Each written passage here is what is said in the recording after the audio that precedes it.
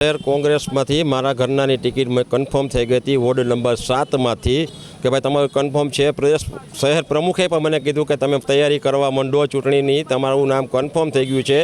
મારી સાથે પછી કાલે જ દગો કરવામાં આવ્યો કે તમારા મિસિસનું નામ કાપવામાં આવ્યું છે, મેન્ડેટ બીજાને આપી દેવામાં આવ્યું છે. ભાઈ મારા પપ્પાજી સ્વર્ગસ્થ દયાભાઈભાઈ ગોહેલ રાજકોટ શહેર કોંગ્રેસ સેવાદળના શહેર શિક્ષક રહી ચૂક્યા છે. હું પોતે પૂર્વ પ્રદેશ મંત્રી રહી ચૂક્યો. છેલ્લા 50 વર્ષથી મારો પરિવાર કોંગ્રેસ સિવાય બીજા કંઈ પક્ષમાં નથી ગયો.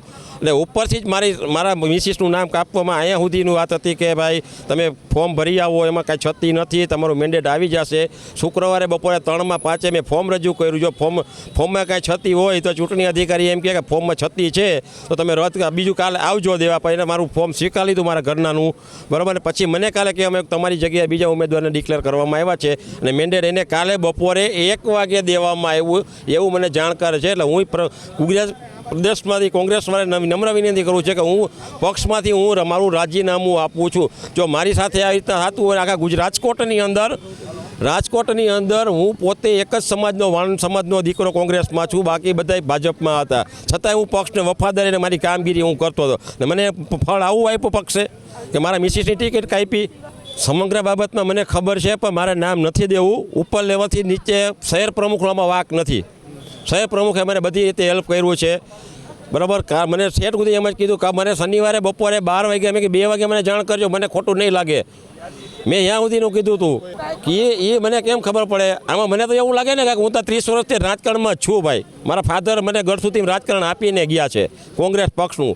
આવું તો થયા રાખે છે ને હું પૂર્વ પ્રદેશના મંત્રી રહી ચૂકેલો હો આથી એ મને ખબર છે. પ્રજા સાથે આવો દગો થાય ને મને ખબર જ છે, પ્રજા સાથે આવો દગો થાય.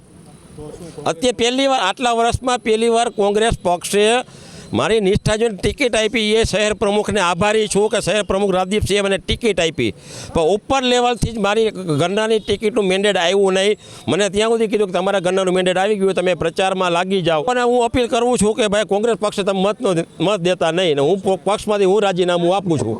એમાં એવું હતું ભાઈ કે અહીંયા છે ને ટિકિટ આપી દીધી હતી એટલે મીન્સ આપણે આવી ગયું હતું નામ છાપામાં બધે. મેરિટ ચેક સુધી અમને લબડાયા છે, કોઈ જાતની અમને જાણ કરેલી જ નથી. આજે આવજો કાલે આવજો એ રીતની જ વાત હતી કે જાઓ તમે તૈયારી કરવા માંડો કે તમારું ફાઇનલ જ છે. ફોર્મ ભરેલું હતું, બધું તૈયાર જ હતું, બધું ત્યાં આપી જ દીધેલું હતું. કોંગ્રેસમાં મારા હસબન્ડ 30 વર્ષથી છે, 30 વર્ષથી નિસ્વાર્થ સેવા કરે છે, એનું આ ફળ કોંગ્રેસવાળાએ અમને આપ્યું.